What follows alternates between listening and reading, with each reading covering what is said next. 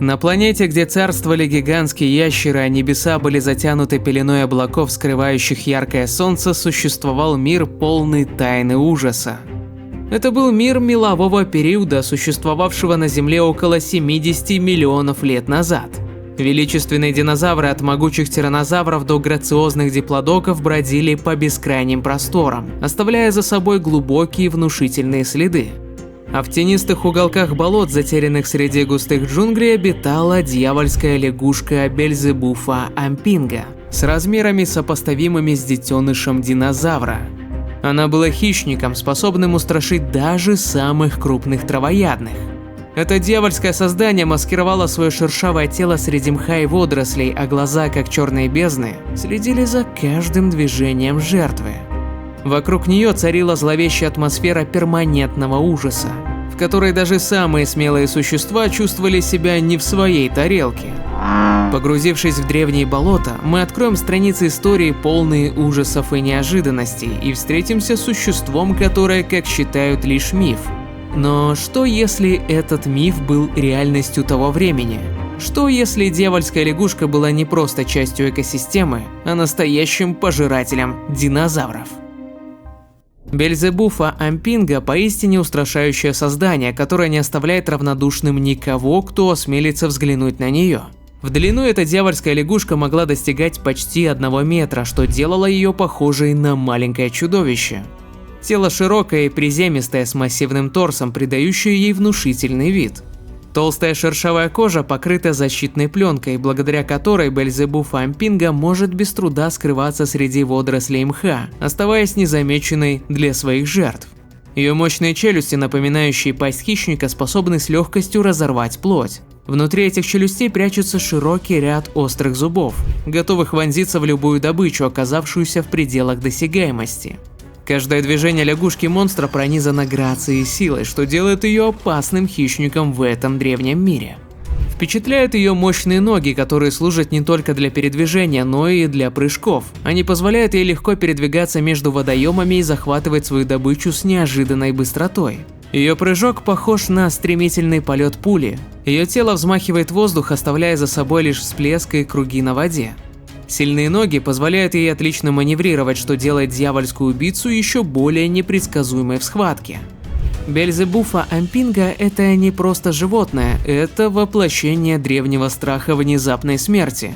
Она готова к нападению в любой момент. Глядя на это создание, становится ясно, что это не просто еще один элемент экосистемы, а настоящий пожиратель динозавров, способный выжить даже в мире полном чудовищ. Древняя хищница таилась в мрачных и затененных болотах доисторической Земли. Ее методы охоты были поистине устрашающими и безжалостными. Сильные челюсти, вооруженные острыми зубами, были способны раздавить кости своих жертв, а длинный и липкий язык служил ей не только инструментом, но и смертельным орудием. Она могла метко захватить любую добычу, от мелких ящеров до крупных динозавров, которые случайно забредали в ее подводные владения. Затаившись среди водорослей и ила, дьявольская лягушка умело маскировалась, сливаясь с окружающей обстановкой. Часы могли проходить в ожидании очередной жертвы, не подозревающей о смертельной опасности, скрывающейся под поверхностью. Это мастер терпения. Зная, что каждый момент ожидания приближает ее к желанному угощению, придавала ей сил. Когда жертва наконец оказывалась в пределах досягаемости, наступал решающий момент. С резким и молниеносным броском дьявольская лягушка выстреливала своим языком, схватывая добычу с поразительной точностью. В считанные секунды она втягивала ее в свои мощные челюсти.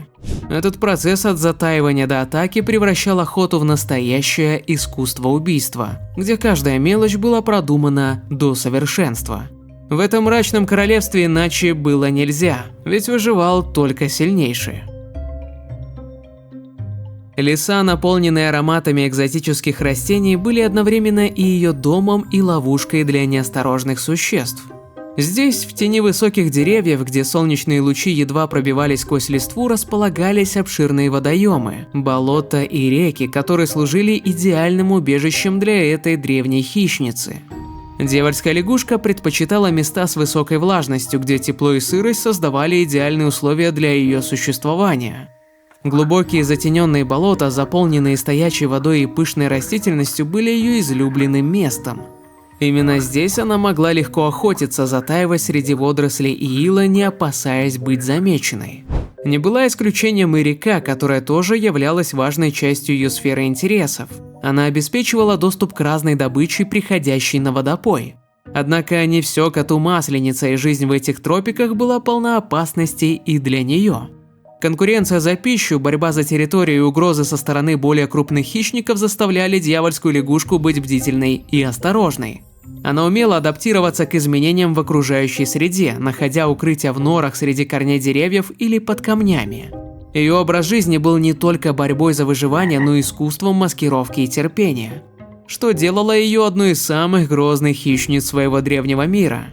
Именно поэтому дьявольская лягушка была истинным хищником, и гурманом ее было трудно назвать. В разнообразный рацион входили в преобладающем большинстве мелкие динозавры, рептилии и беспозвоночные.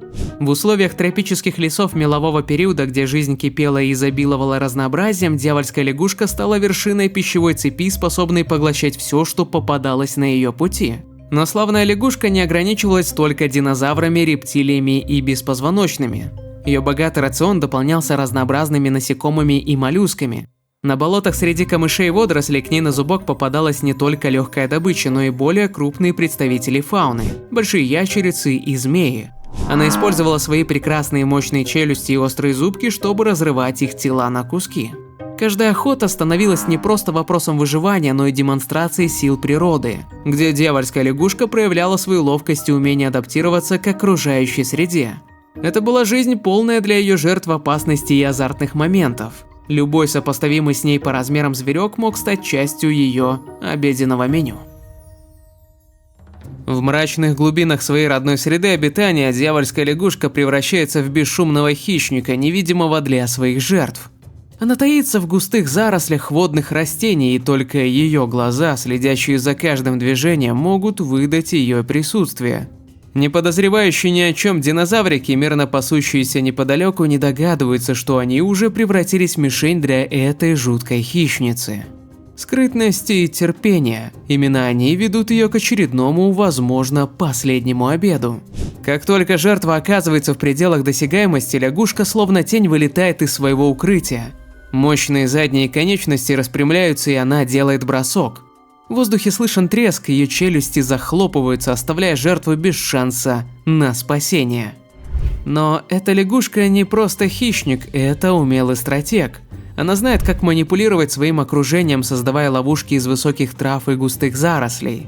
Там, где другие могли бы оказаться в западне, она оставляет хитроумные следы, сбивающие с толку даже самых опытных хищников. В моменты опасности, когда угроза приближается, она погружается в водное укрытие, словно призрак, исчезая под поверхностью, ожидая, когда ее преследователи уйдут. Каждое движение, каждый шорох в этой дикой среде обитания может стать решающим.